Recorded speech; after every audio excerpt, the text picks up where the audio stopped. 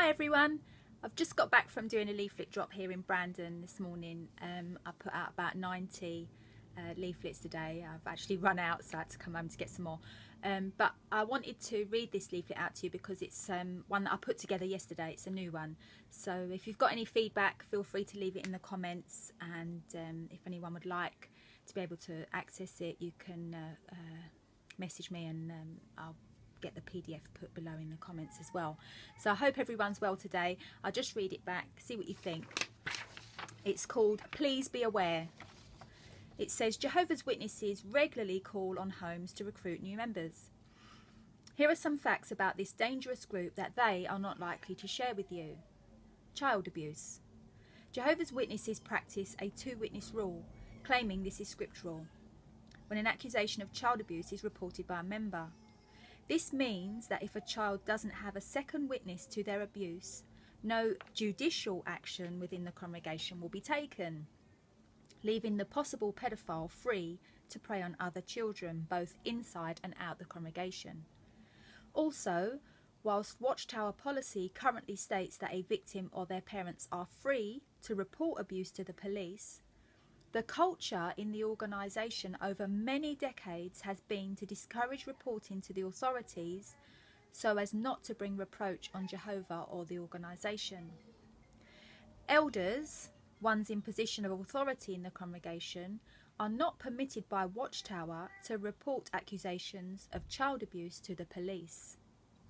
In fact, when some have gone ahead and done so, they have been removed from their office of oversight. When judicial action is taken against a pedophile within the congregation, if two witnesses have reported abuse, there are two possible outcomes. 1. Reproof. The guilty person may remain part of the congregation, being deemed sufficiently repentant. He will be restricted as to commenting at the meetings or being invited to social gatherings for a period of time, yet he will still be viewed as a brother, and it will be expected that his victim and their family extend forgiveness to him. He will be free to engage in the door-to-door preaching work, which means he could be calling on homes where children may be there alone. Or 2, disfellowshipping. The guilty person is removed from the congregation and no longer viewed as one of Jehovah's Witnesses. However, he will not be reported to the authorities by the elders, leaving him as a threat to the local community. The disfellowshipping is not permanent, and he can apply for reinstatement in as little as a year. Many victims of child abuse within Watchtower are now coming out and telling their stories, and suing Watchtower successfully. The first of which was Candice Conti. Google for more info. And the most recent was a case in Montana, USA, where the victim was awarded $35 million in compensation. Also, the Australian Royal Commission investigation into institutional responses to child abuse found that within the JW organisation there were 1,006 accused molesters reported to the elders since the 1950s, but none were ever reported to the police. They concluded that the policies and handling of this issue leaves thousands of children at risk. Statistically, children are 24 times more likely to be sexually abused within the JW organisation than the Catholic Church. Disfellowshipping.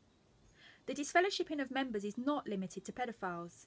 A person can be disfellowshipped for things like smoking, having sex outside of marriage, or just not believing a certain Watchtower teaching.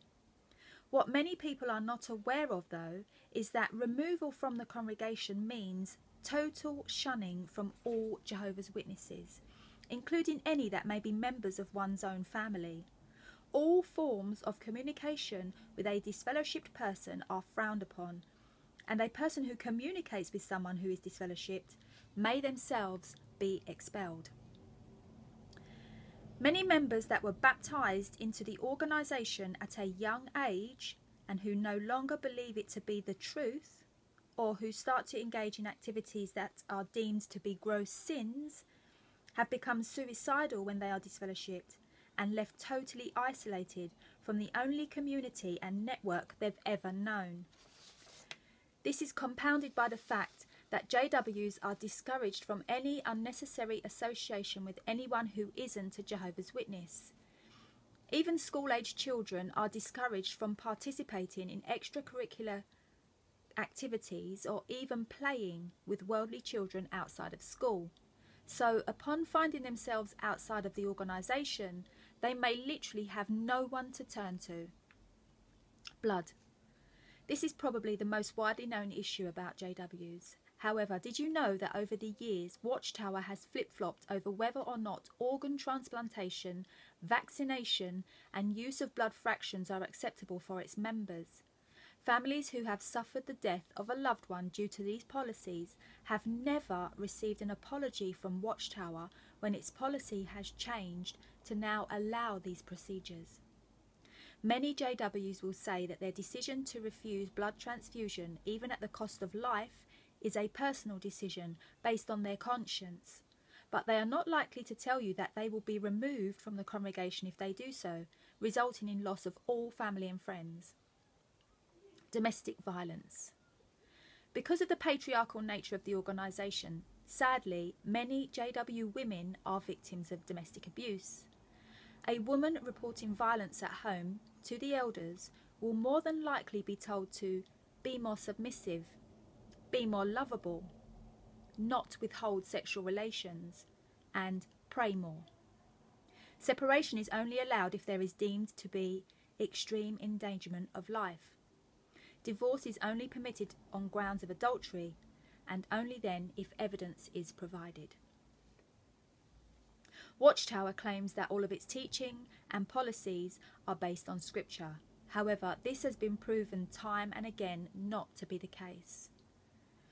For more information on any of these issues, please visit jwfacts.com.